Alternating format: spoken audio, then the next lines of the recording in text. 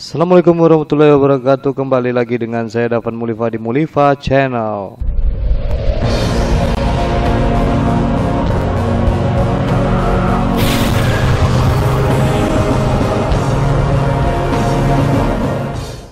Kali ini saya akan membahas 11 aliran silet dari Minangkabau atau silat dari Minangkabau. Berbeda dengan info sebelumnya, nama dan jenis dari silet itu pun berasal dari sejarah dan tempat lahirnya silet tersebut.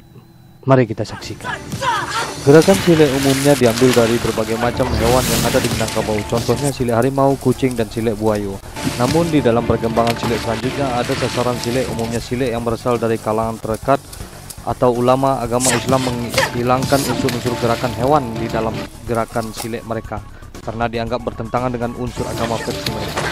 Jika dilihat dari beberapa gerakan silat yang berada di Minangkabau, ada pola-pola yang dominan di dalam permainan mereka, yakni bersilat dengan posisi berdiri tegak, bersilat dengan posisi rendah, bersilat dengan posisi merayap di tanah, bersilat dengan posisi duduk, silet duduk. Posisi permainan silat ini terjadi akibat kondisi lingkungan di mana silat itu berkembang. Pada daerah yang tidak datar dan licin, mereka lebih suka menggunakan posisi rendah.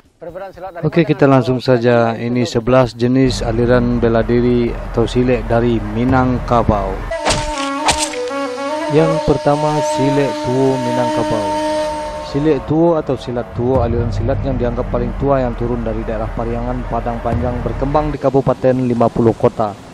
Silat tua ini dikembangkan oleh Tuanku Nan Tuo, salah seorang anggota Harimau Nan Selapan atau golongan Paderi.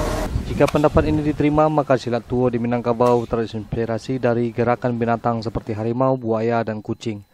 Dalam silat tuo Minangkabau dikenal prinsip tangkis jurus 1 serang jurus 2. Jadi pada awalnya ilmu persilatan di Minangkabau ini mengajarkan pada anak sasiannya murid untuk tidak memulai perkelahian. Tangkis jurus 1 mempunyai makna bahwa tugas utama setiap anak sasian atau pesilat adalah menghindarkan perkelahian. Sedangkan serang jurus 2 mempunyai makna bila musuh datang setelah mengelakkan serangan baru boleh menyerang. Dan ilmu ini memang diajarkan secara harfiah dalam silet tuo. Tidak pernah diberi pelajaran bagaimana caranya membuka serangan, tetapi pelajaran selalu dimulai dari cara mengelak, yaitu menghindarkan perkelahian setelah serangan musuh. Ditangkis barulah terbuka jurus untuk menyerang.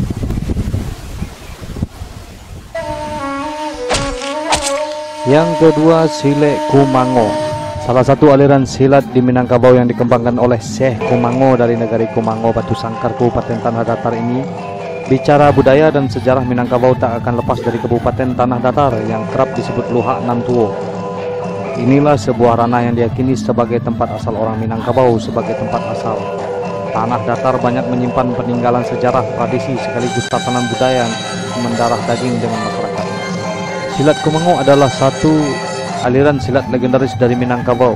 Silat ini terkenal dengan jurus mematikan yang disebut kuncian kemanga. Dalam gerakan ada 10 jurus inti Kumango, yaitu ilak, ida, ilak suwo, sambut pisau, rambah, cancang, ampang, lantak siku, patah tabu, ucak tangguang, dan ucak lepeng.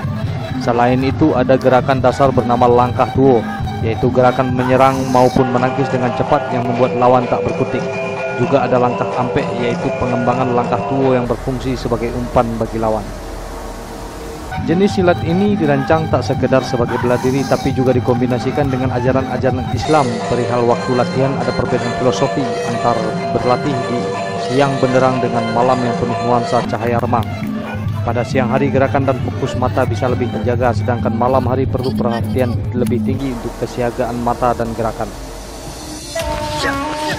Yang ketiga adalah silet harimau Minangkabau atau silat harimau. Salah satu aliran silat di Minangkabau yang menekankan pada permainan bawah yang terinspirasi dari gerakan-gerakan harimau yang cepat, tepat, dan kuat untuk melumpuhkan musuhnya. Silet harimau Minangkabau memiliki sederetan gerakan lincah seperti menendang, memukul, mengunci, menahan, bertarung di tanah, dan menggunakan senjata.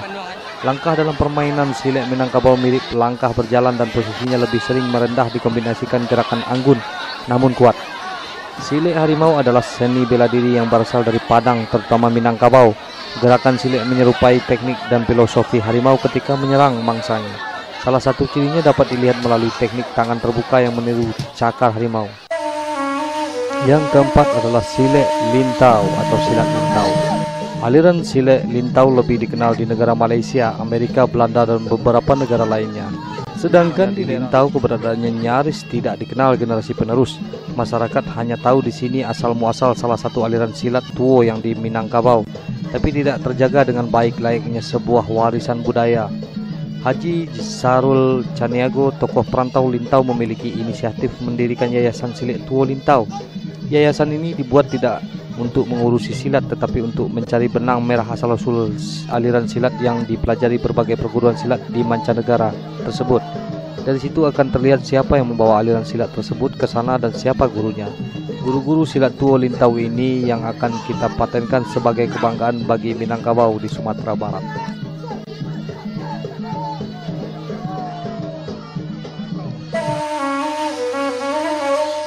Yang kelima, Silat Sitarala atau Silat Sitarala.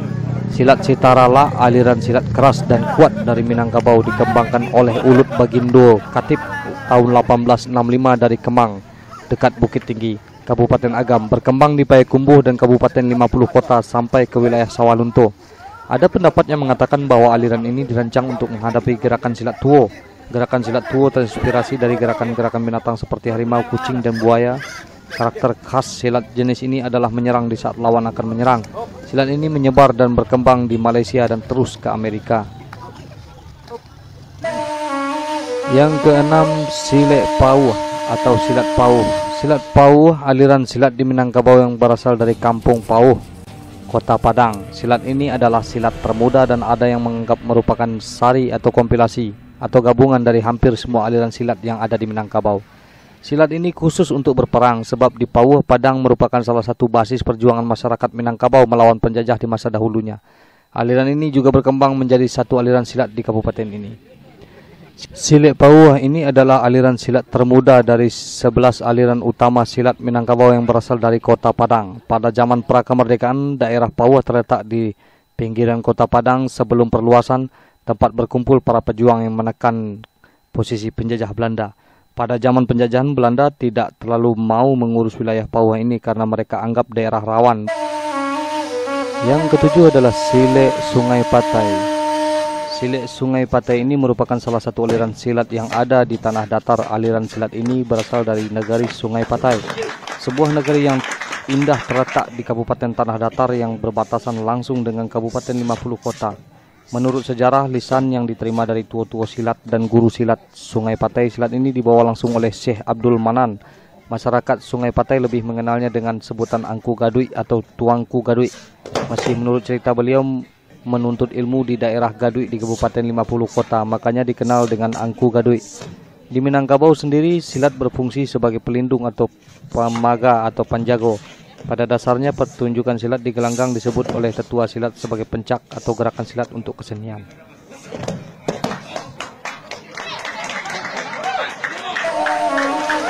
Yang kedelapan adalah Silat Luncua atau silat luncur. Silat Luncua yang dikembangkan oleh Pakia Rabun berkembang di daerah Alam Surambi, Sungai Pagu, Kabupaten Solo. Malaysia juga memiliki unsur-unsur aliran silat Minangkabau seperti silat luncua. Di dalam materi pelajarannya, posisi Malaysia yang rawan dari serangan berbagai bangsa, terutama bangsa Thai, membuat mereka perlu merancang sistem bela diri efektif yang merupakan gabungan antara bela diri Aceh dan Minangkabau.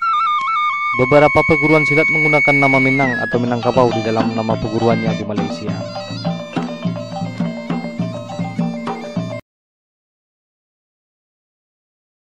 Yang kesembilan, Silat Gulo-Gulo Tare. Tidak begitu banyak sumber yang didapat dari aliran silat ini. Silat ini berasal dari Balingka di lereng Gunung Singgalang. Jenis silat ini merupakan jenis silat bermain rasa dalam setiap gerakannya dan terkadang terkesan seperti begalui atau bercanda dan dapat mengecoh tindakan musuh. Yang ke-10, Silat Baruh atau silat baru. Salah satu aliran silat di Minangkabau yang berasal dari Bayang pesisir selatan. Salah satu perguruannya ada di Aur Duri Padang dengan nama perguruan Salim Bado Buah Tarok di bawah asuhan Emral Jamal Datuk Rajo Mudo. Silat Bauh atau silat Baruh Tarok ini dikenal juga dengan Silat Sitarala Baruh oleh masyarakat di kawasan Maninjau yang dahulunya diajarkan oleh Udo Tunang. Yang ke-11 adalah Ulu Ambek atau silat Ulu Ambek yang berasal dari Padang Pariaman yang menjadi pertahanan maritim kerajaan Pagaruyung ketika itu. Kesenian yang identik dengan silat batin sebagai penghadang pertama masuknya penjajah asing ke ranah Minang, terutama melalui pesisir Sumatera bagian barat. Dan silat ini identik dengan silat makrifat atau silat batin. Oke, itu 11 aliran silat dari Minangkabau. Semoga menambah wawasan kita bersama, dan saya ucapkan wassalamualaikum warahmatullahi wabarakatuh.